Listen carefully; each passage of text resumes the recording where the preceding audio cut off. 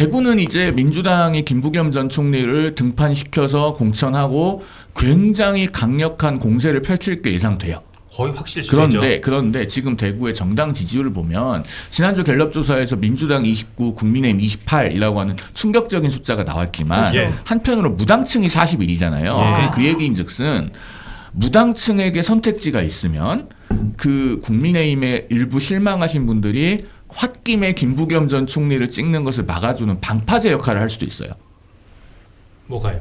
무소속 후보의 존재가. 무소속 후보가. 그러니까 예. 이게 진영 전체로 놓고 보면은 예. 반드시 3파전이나 혹은 4파전이 돼서 김부겸 후보가 어부지리를 하게 되는 게 아니라 예. 일종의 다른 모델이 가동될 수도 있다는 얘기입니다. 그게 이준석론.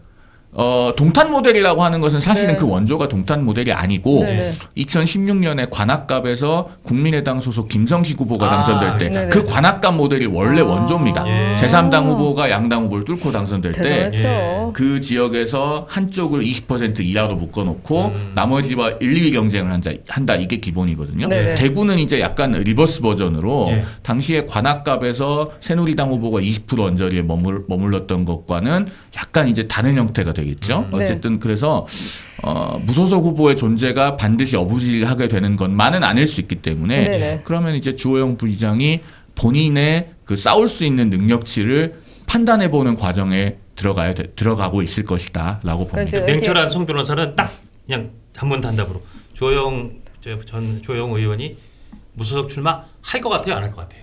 이건 이제 정치 현실적으로 봐야 되거든요. 우리가 뭐 조영 부의장의 속마음은 알 수는 없지만 컷오프는 한 번이지만 정치는 과정으로서 그쵸. 계속됩니다. 네. 그러면은 자 이진숙 전 위원장 같은 경우는 비록 컷오프가 됐지만 본인 앞에 보궐선거라고 하는 또 다른 선택지가 주어졌어요. 예. 그러니까 본인이 벌써 그런 제안이 온다면 그때부터 생각해보겠다 라면서 선을 안 긋잖아요. 그렇죠. 예. 그렇죠? 예. 그런데 조영 부의장은 지금 6선입니다. 그리고 이제 전반기 국회부의장 임기도 거의 다 끝났어요. 예. 2년 뒤면은 국회의원 선거가 있는데 그때 과연 당에서 7선이라고 하는 고지를 허락해 줄 거냐? 그건 아무도 모릅니다. 네. 그렇다고 당대표에 출마를 할 거냐? 그 부분도 사실은 지난 2021년과 2016년 당대표 경선의 경과를 돌아보면은 간단치 않아요. 예. 그러면은 본인 앞에 앞으로 어떤 선택지가 있을 것인가, 그리고 어떻게 해야 본인이 정치 과정을 계속할 수 있을 것인가, 이거에 대한 고민이 저는 상당히 클 그래서 거라고 그 봅니다. 무소속 출마하는 쪽이 좀 더 가능성이 높아 보여요? 안 하는 쪽이 높아 보여요? 그러니까 얼터너티브가 있으면,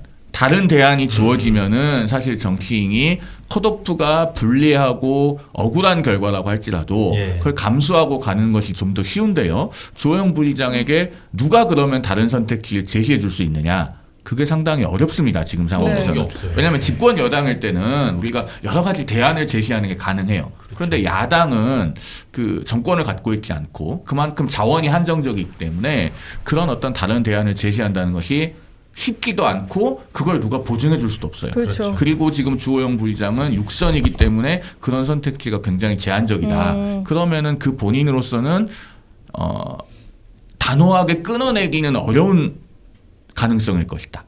라고 봅니다. 무소속 출마라고 하는 것이. 그렇죠. 장동혁 대표가 이재명 대통령도 아니고 그리고 정청래 대표도 아니고 보증할 수 있는 능력이 없기 때문에 이런 썰이 나오는 것 같아요. 이 말씀을 정리를 해서 한 가지 가능성이 좀 많이 거론되고 있는 걸 언급한다면 한동훈한테 배팅해서 차기 총리 노려라. 뭐 이런 얘기 가장 많이 나온다고 말씀드릴 수 있겠고요. 싸울 수 있느냐, 지킬 수 있느냐, 뭐 달아날 수 있느냐, 뭐 이런 경우를 이제 측정하는 거는 우리 정치권 말로 여론조사 열심히 돌려야 된다. 정말 그 구별로 정말 세밀하게 돌려야 된다. 파일을 최대한 많이 확보해야 된다. 지금 뭐 다 이렇게 말하죠. 누가 정치를 예견할 수 있겠어요. 여론조사 열심히 돌려라. 이런 말, 돈 아끼지 말아야 된다. 이런 말 많이 나오고 있습니다. 근데 제가 주호영 의원이라면요. 이런 생각할 것 같아요. 내가 6선인데, 내가 6선인데, 나를 컷오프해? 내가 무슨 뭐 능력이 굉장히 부족한 사람처럼 보이게 만들었어. 근데 그게 바로 한동훈의 원내 진입을 막기 위해서라고? 내가 6선인데 정치 인생을 이렇게 마무리해야 돼? 라는 분노가 제일 클 것 같아요. 제가 인간이라면. 네. 그것도 그럼 네. 무소속 출마할 가능성이 조금 더 높아 보인다의 근거가 되는 거죠. 동력이 되는 거죠. 동력이 복수의 되는 동력이 거죠. 되는 거죠. 그러니까 자, 뭐 분노보다도 네. 이런 겁니다. 우리가 공관위원장이나 공심위원장을 인선을 할 때 네네. 보통 이제 원로 법조인 그쵸. 혹은 뭐 대학 총장급의 사회 원로 그렇죠. 그렇죠. 이런 많이 분들을 많이 모셔오잖아요. 네네. 그건 왜 그러냐면 공천이라고 하는 건 결국 누군가는 되고 누군가는 안 되는 겁니다. 그쵸. 그리고 그 안 된 분들이 설득되고 승복할 수 있느냐가 선거에서 매우 중요하거든요. 네. 그래서 사실은 누가 되게 하는 것보다도 누군가가 안 되었을 때 거기에 설복될 수 있는 권위가 중요한 거예요.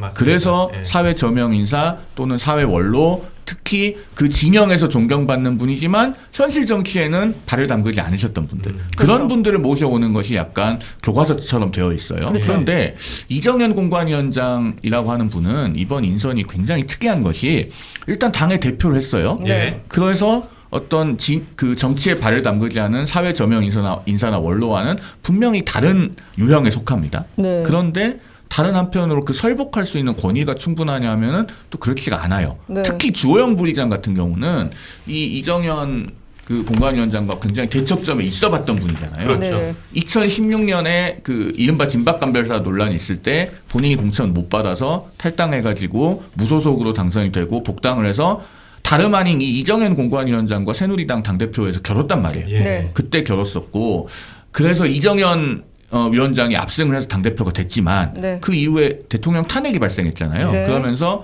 일군의 국회의원들은 바른정당을 만들어서 나중이지만은 주호영 의원은 그때 바른정당 대표까지 합니다. 예. 그리고 이정현 대표는 오히려 탄핵으로 인해서 당대표직에서 물러나고 사실 정치 일선에서도 잠시 퇴장했었잖아요. 예. 그런 일들이 있었기 때문에 주호영 부의장 입장에서는 이 공관위원 외의 컷오프 결정이라고 하는 것이 정말로 순수하게 이루어진 것이냐 여기에 대해서 본인으로서는 받아들이지 못할 가능성이 저는 상당히 크다고 봐요. 그러니까 더더군다나 말씀하신 게 딱 맞는 게 특히 친박이라는 이미지가 너무 강한 이정현 공관위원장이 하다 보니까 이번 단수공천 컷오프를 놓고 잘 보니까 친박은 다 살려주고 친이 옛날에 친이했던 사람들은 다 고생시키고 다 홀대하네라고 해설을 해도 그것도 들어보니까 그럴듯한데?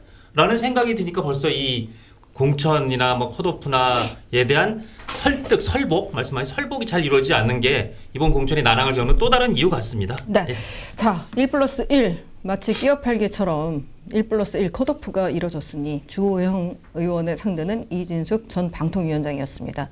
이진숙 위원장을 도대체 왜 컷오프 했느냐 그 마음이 24시간도 채 안 돼 명백하게 드러났습니다. 이진숙 전 부위원장의 컷오프 관련해서 취소해달라면서 오늘 기자회견을 했는데 원래는 저거 탈당이다 너무 반발해서 탈당하는 거다라는 찌라시나 뭐 그런 식의 보고가 올라왔었는데 오히려 여기서 보궐선거에 임하는 자세를 봐요.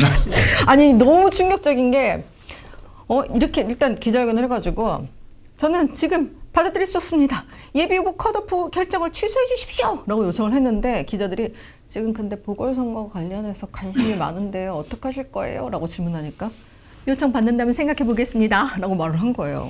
이 영상이 마음에 드셨다면 압도적인 좋아요와 구독, 알림 설정 부탁드립니다. 뉴스트라 타노스.